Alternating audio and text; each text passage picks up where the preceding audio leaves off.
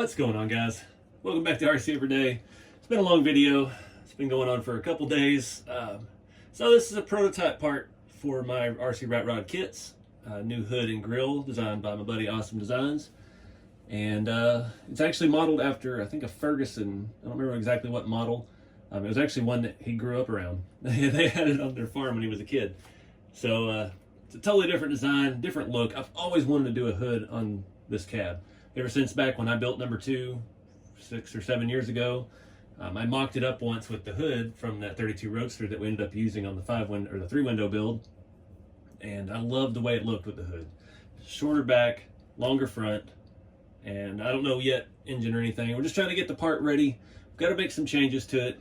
I wanted to go ahead and get it weathered and painted and stuff because I want to see it done. But we got to make some changes to the design. And that's what this really was about. I paid an arm and a leg for a quick print through Shapeways to get my hands on it and figure out mounts and just engineering stuff, you know, figuring out what'll fit where. And yeah, so that's kind of what we're looking at right now. So you can see from the front, different grille design. Still we have the same shock setup, same type of servo mount. The servo is pushed in a little bit, and it will work just fine. I'm actually thinking we're going to lower the servo down. This is a Reef servo horn, and talking to Reef about it, we're looking at actually making a servo horn for these that are shorter, and they have a hole for an M3 hardware because we're using the links and stuff that are all M3 ball ends and everything, just like all your 10 scale stuff. But these micro servos, this is the 179 Smart Servo. I haven't used any of these yet, but obviously it's more torque than the 99s, and the 99s work perfect as well. I just happen to have this, and it's the same footprint, so I tested it, and yeah, it fits perfect in there.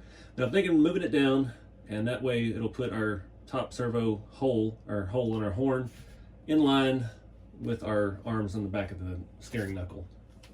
And also, that's another issue with that is having clearance for that. I use some spacers up here at the top. On my other grill design, we have arms, the shock mounts actually stick off the body. This one, I don't know, he thought that was a weak point, so he shortened them. And it would have worked if you didn't have to work the steering in around it. So that's one of the great things about working with him is we know where we can take liberties with things, and we're bouncing ideas back and forth. I mean, he's in another country, and but we have really good communication. Obviously, we both speak English too, helps. It's not like trying to deal with a foreign language barrier. But yeah, I think I've got the shocks far enough away. I think by moving the servo down, it'll give us a little bit more space. This grill and hood, he was worried about it being weak, and that's why it's got these arches on the sides here. There's an extra reinforcement. This is a MJF print, or multi-jet fusion, I think is what it is. And everything else I've been doing has been SLS. So MJF is a little bit more expensive as a print, but it feels fantastic. The quality of it was really good. Also, I wanted to test the paintability of it. I'd messed up a little bit with the weathering. I tried to rush it because I needed to get this mocked up and figure out where things need to be, particularly right here on the front. But I decided I was going to paint it first, not thinking things through, and then I had to wait 2.5 days for paints to dry, and it's still wet. The patina, the rust streaks are still damp on it, and I couldn't really touch the body much. The grill I did first, and it's dried a lot more, but yeah, it is what it is. We're just playing and having fun and trying to engineer products. So basically the front suspension and everything is the same setup as on the other grill. It's just the servo, I think, can move down. This grill's got so much material at the bottom, we can move it down 5 or 6 millimeters, and that will help us gain the clearance we need for the servo linkage. Because the links, I don't really have a full piece in here, it needs to go from one side or the other, and you can see it doesn't really work. I've seen that some people on their kits doing bent rods, but what I've found, the lower it is when we're down here by the shock shaft instead of the body, and it gives you a little bit more room to work with. So if we go on the bottom side of this, and then we're going up to there, that might actually work pretty well. If the servo, say our servo end will be 1 or 2 holes above where the center of the servo is now. We go low, and then it'll still give us full swing. And this also pivots down as it turns each direction. So that's centered is going to be its highest point, and as long as it's not interfering with the shock body there, shouldn't be a problem. I think that will solve all of our issues. Now I just have to decide if we want to extend the shock mounts out or just say put a 5mm spacer in there. But that's part of the versatility of these kits. It's not all, it doesn't have to be built this way. This is the way I built it, and you could copy this, or you could do your own thing. You could move the axle further out and not have to worry about that at all. So that's why things like that, I don't really want to print them into it. I mean, that's already in there. It's already got a lot of reinforcement, and you could just put a longer screw and a longer spacer and do whatever you want. Or you could do something completely different, not even put the shocks on the front. You could put them on the sides over here somewhere, figure out your own mounts, and then, yeah, you could put 3D printed machine guns in there or something. You know, the world is your oyster with this kind of build. And it's really been good getting to see, now that the kits are getting in everybody's hands. I don't know exactly how many I've sold so far, but we've got a Facebook page. We're up to like 380 people, which I have not sold that many kits, so obviously some people are window shopping, which is perfectly okay. But yeah, you're not going to be able to get this and build it in an afternoon. This is not that kind of project. This is the kind of build that you build over a couple months, and you find scrap things laying around at your job or stuff like that you want to incorporate into it. These are art pieces. This is you can take it as an engineering project of your own as well.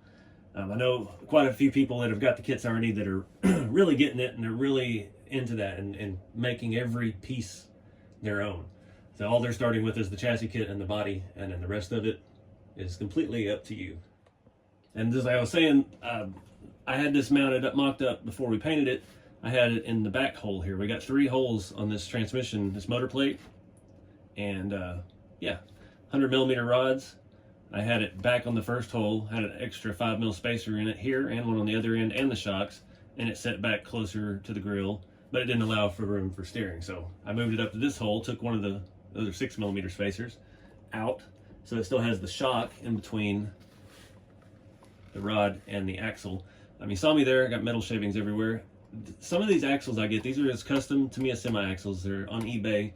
Some of them, those front screw holes, that's the shock mount on to me, a semi-truck.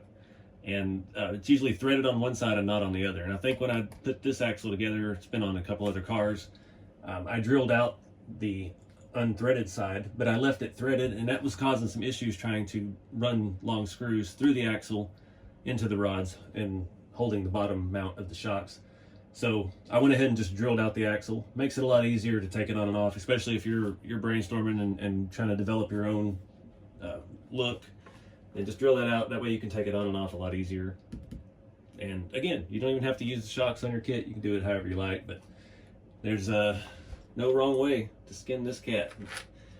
So I think I really don't have much else. I need to get in touch with Awesome Designs and let him know the changes I'm thinking we should make, and see what he thinks about doing them. You can see here the servo sets pretty much on this block that is level with the top of the chassis rail. So we've got, that's probably, what is that, 10mm, 12mm thick of material. Move it down as low as we can without negating any of the structural integrity we're getting from that piece. And yeah, I think that'll be the trick. So anyways, just kind of letting y'all look behind the curtain a little bit. This is product development for a very, very small RC company. But yeah, I'm always open to ideas and everything in the comments. We got the Facebook group if you want to join and check them out and see what other people are doing with them. And yeah, RCeveryday.com if you're looking to pick one up. These kits, this is probably going to be sold as a separate piece. I shouldn't touch that because the patina is still wet. Because the kits I've got already in stock have the other grill, like the yellow one back there. They have the Farmall tractor grill. And yeah, this will just be sold as an add-on piece. Not sure about pricing right now. I've gotten an estimate. You know, I'm looking at making 20, 25 of them, not a whole lot. But that's why, you know, we can't get the price super cheap. But that's the name of the game, is finding the balance of make it something that we can sell enough of, that we can buy enough of. The more we buy, the cheaper the price. The cheaper the price, the more we'll sell. It's just a never-ending back and forth. But figure we'll start with 20 or 25 of these. I've got a few people that are wanting these for their current projects, so trying to get it done as fast as I can, get them on the market, and see what y'all do with them. But I appreciate y'all watching. I appreciate everybody that's interested in this kind of stuff. I like this, obviously. It's what I've chosen to do with my life. Trying to engineer and make my own RC stuff, and now it's turned into a whole other beast with production. That was something I never had to consider when I built all the other cars, was, is it manufacturable? Is it printable? Is it strong enough to where if somebody like this, you get this thing running 15 miles an hour into a curb, is it going to hold up? And I feel like that piece is very robust. The other grills, a lot of people were concerned about that, because it's up by itself. It's not attached to anything but the chassis. That piece is super, super stout, and I'm not worried about those at all either. And this is even stronger. We've got to work on a mount for the back. We had some ideas. The cab has holes, but we still want to put firewall in it.